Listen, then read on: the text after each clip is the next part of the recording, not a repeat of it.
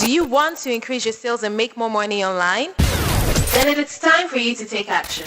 Welcome to Digital Marketing Skill Institute podcast series, where you get answers to digital marketing issues stopping you from making more sales and money online. Now your host, the digital marketing expert, Toby Ashende.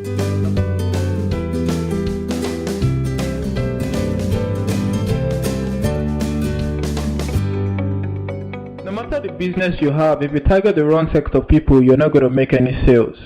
Communication is key. If you are not speaking your customer's language, then you are missing out a lot. Alright, so yeah, this is Toby Ashende with Oba again, and we also have Ike here that is going to be anchoring this podcast. We're going to be talking today about targeting the right set of people, because that's the fundamental of any success in digital marketing. Yeah, we've realized that even with all the techniques and everything you might know, if you're in the wrong market, or if you're using the wrong techniques, or the right techniques in the wrong market, you wouldn't still make sales. Yeah, that's very true. I read something this morning that says that, okay, if you can drive the right traffic to your website and they read your website, if it's not persuasive enough, you make no sales. Now, the problem in the first place is, how do you even drive the right people to your site? How do you drive the right people to your business? Even if you're a brick and mortar store. Now, a brick and mortar store basically means a physical store that needs to drive people from online to their store. Or you are an online business, or you're just a business that just wants to take advantage of digital marketing, online marketing. Now, the problem is, how do you really get to the right set of people? Oba, what do you think about that? I think for a quick start in trying to get to the right set of people, there are two basic things I think one should do. First is that you need to take a market research. By market research, I mean finding where your ideal customers are, finding where they are not, so that you don't waste your time being there. Let me just give you a practical example. For example, where do you think makeup industry fits? Where do you think people that are interested in makeup industry, where do they fit? Where do you think they are the most? I'm not saying they are not in other platforms, but where are they the most? If you take a calculated guess, I'm asking people out there. That's why I like digital marketing and I like online experience, because it has made more people understand their businesses better. You understand, like most Asian business people, they don't even understand why people buy from them. They don't even understand why they generate profit at the end of the year. They just think, you bring out goods, you sell, but there's a dynamics to sales, the dynamics to a successful business. And if you don't know these dynamics, you trust me, you will struggle when the hard times come. Yeah, that's very true. A lot of people have shops, stores in the mall, and they sell quite good, and they don't realize that the reason why they sell is because quite a lot of people come to that mall, and so there's a high chance that one of the people or two or a group or a set amount of people would buy your particular product, especially when you have a variety of them. And I mean that goes without saying that in digital marketing, what makes digital marketing very, very fantastic in regards to the normal traditional marketing is that you can actually find these people, you can target these people, you can decide that you want to show your advert or you want to sell to a particular group of people, whether they are fashion designers, whether they are shoemakers, whether they are just internet marketers or whatever industry or whatever kind of people you want to target. The only funny thing also is that on Facebook, you can actually target people that are engaged. Their income range, for specific countries anyway. So, how can you identify your buyer's persona as a business? How can you? Okay, so there are basic questions that you need to ask yourself. You need to ask yourself, what do they listen to? What do they watch? What's their age bracket? Different questions in general. Now the thing there is that there's quite a lot of tools online that allows you to actually do this research. On Facebook, you have Facebook Insights, which allows you to research your kind of audience that you need to target online. You also have Google AdWords to check the keywords that people use to search for your product or your services online. And there are many other tools online. So I don't know if Oba wants to come in here. There are quite a number of them. I'm sure if you Google, we have tools for Facebook, but I think Audience Insight is quite very good for Facebook. But for search, we have SEMrush. I think we have SERP. I think we have long tail pro keywords, so we have kind of a lot of them out there, which will help. But if you are working with a team in-house, before you even start, you need to understand your product. If you've been selling before, ask questions from your previous customers. What's their demography? Where do they stay? Where do they live? Certain kinds of people have been doing business with you. So that's why I was saying the other time that there are two parts. You need to do your own in-house brainstorming session. We do that at VibeWeb here, where we know that there are certain kind of people that come to our class. And and we've also taken that out there to do some of our adverts, and it has helped. So it's a combination of in-house brainstorming and a combination and outside research out there. So I think that. I think what you're trying to say, I think what Mr. Toby are trying to say is that no matter how good these tools are, it's important for you to take notes of people who actually use your services on a day-to-day basis without even you advertising. If you're a makeup store, you should know the kind of girls who like to use your makeup on a daily basis. You understand? So when you're even going online, you have a better understanding of the people you're going to target. I think I'm speaking. Yeah, that's very true, IK. Alright, so something just came to my mind as we were just talking just now, that, okay, assuming I'm able to get the right set of people to my business, what happens if my assumption of what they like is wrong? How do I resolve that issue? Because I remember while talking at a conference sometimes early this year, there was a man in the congregation that I asked, why should I buy your product? And he mentioned about 10 things, and then I asked the audience, would you buy any of his product because of those things? And he said no.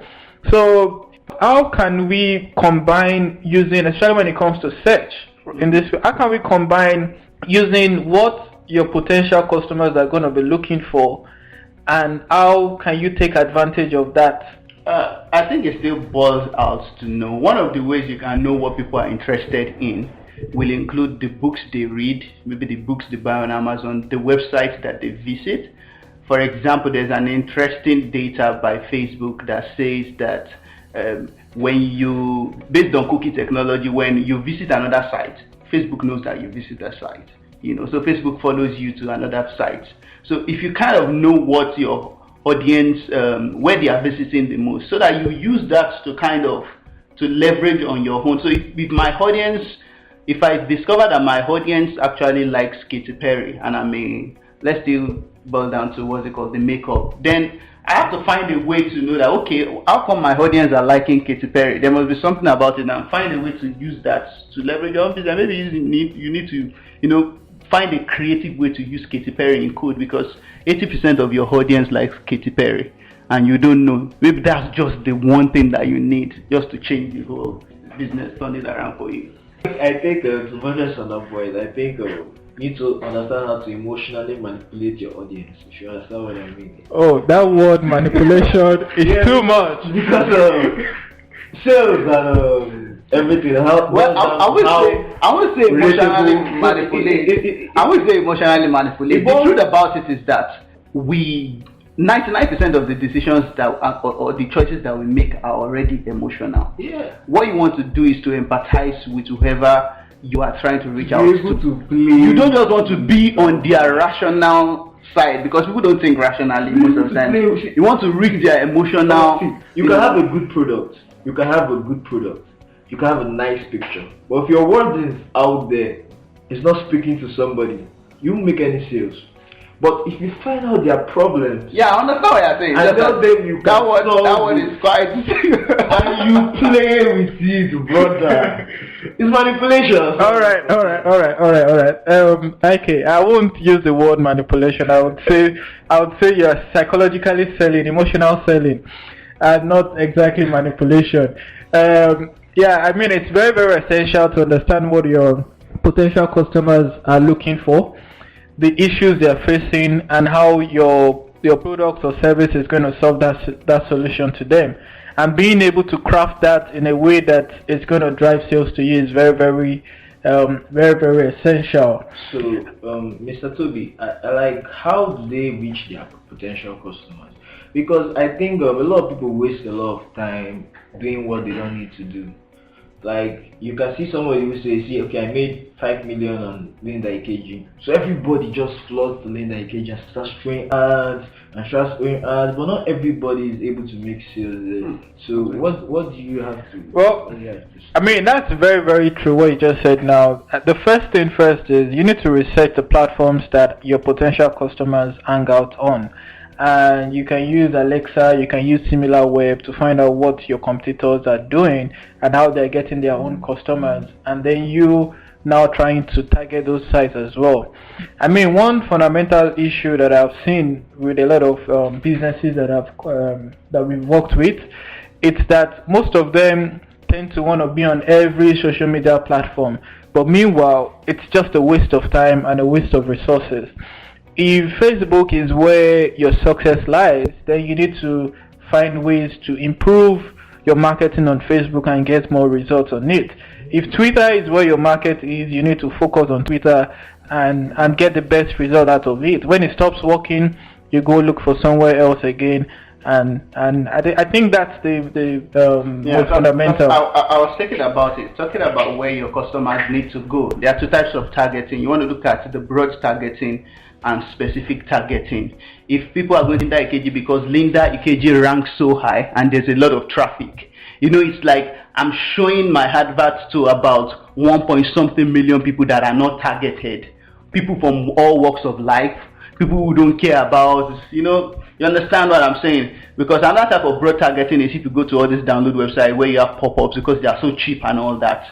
Do you understand? So that's broad targeting. So you are just saying, okay, if I just flash out my advert out there, perhaps there is no way these adverts will get to the eyeball of 1 or 2 or 3 or 10 people, which is called broad targeting. Now the other side is the specific one which Mr. Tobik talked about.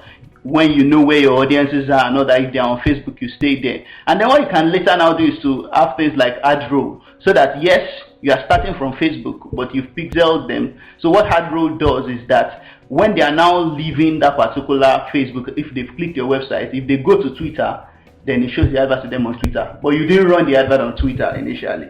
So if they go to maybe Linda Ikeji, they'll still see it there. So you are retargeting them. But really, you started from Facebook where they really are. So that's a way to also follow people around online. Fantastic. All right, I want to talk about when you use broad. That word broad, I don't like broad. You know that. Well, marketing, we say, is a numbers game, but is it really a numbers game? Because I remember we discovered a traffic source that can give you like 10,000 traffic for like $5. And by the time we tested it, we got 10,000 traffic and no sales. Now you remember the company we consulted for sometimes last year that they spent over $1 million to advertise to their website. They got over 10,000 website visitors and they made no sales. So when you talk about broad, is that really a good strategy? Another thing that we discovered that a lot of agencies do out there, I'm not going to mention the name of any agent, but what we discovered is that another name that they use for it is called media buying. They still believe in the old method of traditional marketing. Splash your product out there, let a lot of eyeballs see your product, because there's this thing called Zero Moment of Truth by, I think it was organized by P&G. So you go to ShopRite and you see Gillette, for example. Because you've seen the advert somewhere and all around, you are not thinking again. You decide to pick Gillette. You don't know the other products on the shelf. So sometimes that's what they do actually. But is it a numbers game? Yes, for the broad targeting and the specific targeting is still a numbers game. The conversion rate for the broad targeting might be 0.0001%, which means that if you show it to 5 million people, maybe that particular one, I don't know. Conversion also depends not just on, maybe another thing is how the website is actually also built. If it's not built with user experience, because you can have so much traffic. For example, that particular people that you mentioned, maybe there was no call to action. The website wasn't built with conversion in mind, because you could do a very, very specific targeting too. And when people get to your website, too bad, it's only contact us page that is there, which affects your conversion rate.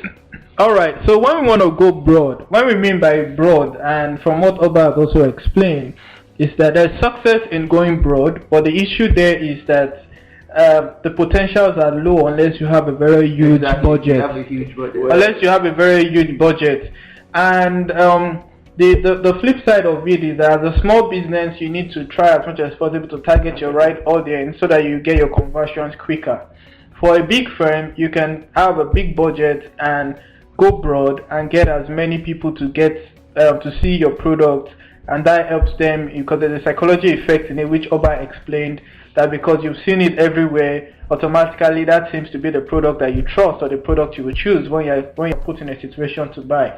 But now the fundamental to this really is that you need to, even while you're going broad, I would advise that you don't just go broad. You need to go broad on platforms or on areas where you see that there's a potential of you being successful. Yeah. I mean, I don't know if you've gone to the mall before and you see a store move out of the mall. The reason to that is because the market, although other stores are selling, but their market wasn't there. They didn't do well in the mall. Yeah. And so they had to move out of the mall. So it's very, very important that you can go broad on Linda Ikeji, for example, if you believe that the audience that come on Linda Ikeji after you've done your research. Now, one thing I need to mention is that never base your marketing on assumption. You have to do your market research. You need to understand who are the kind of people that come on Linda Ikeji, and do they actually have the buying power to buy your particular product. Because the truth of the matter is any platform can drive you results if your audience are on that platform. And one thing also you need to also consider is that in the number of when you're trying to do a numbers game, imagine if you are on a platform where you have a 80% chance of selling for every 10 visitors that come to your website from that site. It's better than you going to a platform that has just 1% chance of you making any sale. So if you put your budget or put a lot of money on a platform that is going to give you a high potential of making sales, then you are going to drive better. You're going to drive better results. You're going to get better return on investment. Sure. Now the thing there is that in all this, I still come back and I'm still a strong believer that if you have the right set of traffic, and whatever you're sending them to or whatever your actions that you expect them to take are not as easy or as simple or as motivating enough, then you probably would not still make any sales. And that's the reason why I'm using mall a lot, because although it's traditional, but when you're going online you have to carry some of those concepts with you also. And it's like a mall that you walk into and you seem not to find, or it doesn't have enough stock in order for you to buy what you want to get. Or you go to the mall and the person is selling something of 1 million naira, but the store is not well arranged or does not look like a place where you should be selling something worth 1 million naira. You definitely will doubt buying from it. And the same goes to your website also. You want to ensure that your website looks good enough and that people, when they come to your site, they enjoy the content also on your website. So you want to go to a store that has useful content to you, that you can choose what you want to buy, and you also want that store to represent what is actually putting at its pricing. If not, you would doubt buying from that store. I'm sure you agree with me, Ike. Yeah. Yes. Well, I keep telling clients that we work with, I keep telling everybody I come across with that as good as the analysis and everything online is, you should also be, because me, I'm a theory guy, I'm a strategy guy, and I believe that simple things like SWOT analysis go a long way in affecting how a business is going to look. Because as a business, you should know your strengths, you should know your weaknesses, you should not be able to identify opportunities and threats. So if your strength is customer service, like at Vibe Solution, people always tell us that they like the way we interact with them, like our human feeling, and I think that's why they pick us over.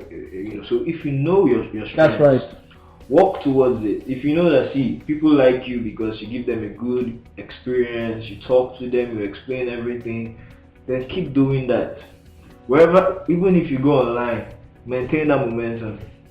Work towards it, and trust me, you make sales. If you know that you're a big organization and you employ massive people and that is your own strength, then go around flooding everywhere and disturbing people, and eventually you make sales because that's how you are. But you should be able to know your business, know what works for it, and stick to it. Traditional or online, that's just my own view. Alright, talking about SWOT analysis, let me pick the part of opportunity. Really, it's very, very fundamental that you understand where your customers are and what they are looking for, because based on those feedbacks, you can use it as an opportunity for yourself. So like, for example, we have a service that we do, strategic workshop, and that service came as a result of feedbacks from different clients. And as a result of it brought in ×3 or ×4 of our revenue as a result of just taking good opportunity of that space. We realized that a lot of businesses have a lot of issues when working with agencies, and they needed to know how to work with them and what exactly is going to work for them, and how to come up with a strategy that would ensure they work with agencies right. And we came up with a plan that way, and that was an opportunity from understanding where our customers are. And I mean, when it comes to weakness, we need to also understand that if we have a product that is not selling, and we've tried everything that is important and everything we need to do to sell the product, because sometimes I always tell clients also that, when they come to us and they ask us, okay, we want you to do marketing, and we tell them, first of all, what do you sell, what are your products and everything, because we need to understand what you're selling. The reason to that is because sometimes marketing is not a problem. The business might actually be the problem. So you need to understand where you're having shortcomings, and especially in times of recessions like this, it means that you need to re-strategize. You need to come up with new strategies and things like that. And the best way to get the best result from it is by understanding, why are people not buying from me? What are my weaknesses? What are my strengths? And where are the opportunities that I can take from it?